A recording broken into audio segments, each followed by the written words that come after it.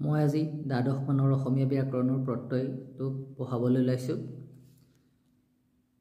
প্ৰত্যয় কাক বোলে, কেই প্ৰকাৰৰ আৰু কি কি? সাধাৰণতে শব্দ সাধনৰ সৰ্গবোৰকে প্ৰত্যয় বুলি কোৱা হয়। ধাতু নাইবা প্ৰকৃতি বা মূলৰ লগত যিবোৰ সৰ্গ বা বৰ্ণ নাইবা বৰ্ণ সমষ্টি যোগ হৈ নতুন শব্দৰ সৃষ্টি কৰে তেনেবোৰ সৰ্গকে প্ৰত্যয় বুলি কোৱা হয়।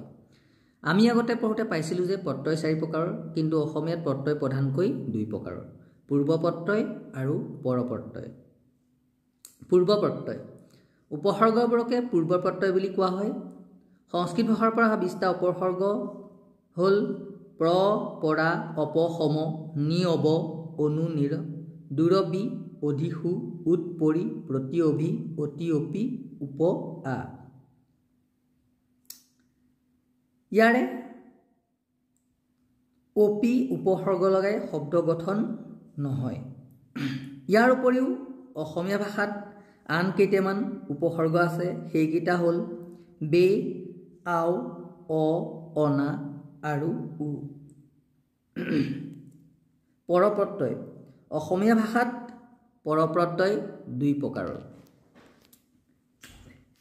এইখিনিলৈকে মই যিখিনি কৈ দিলোঁ সেইখিনি যদি 3 নম্বৰ দি পেলাই প্ৰশ্নটো আহে তেতিয়াহ'লে এইকণ লিখিব লাগিব, প্ৰত্যয় কাক বোলে, কেই প্ৰকাৰৰ কি কি উদাহৰণ দিয়া বুলি আহে যদি এই 3 নম্বৰ আহিলে এই উত্তৰখিনি ক'ব লাগিব।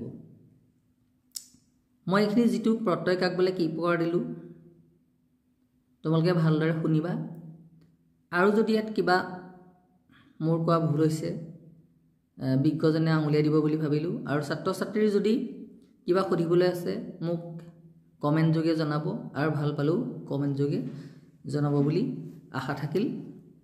মই এতিয়া এই ভিডিঅ'টোতে মোৰ লেখাখিনি ইয়াতে ভিডিঅ' আকাৰে লগতে দি দিছোঁ।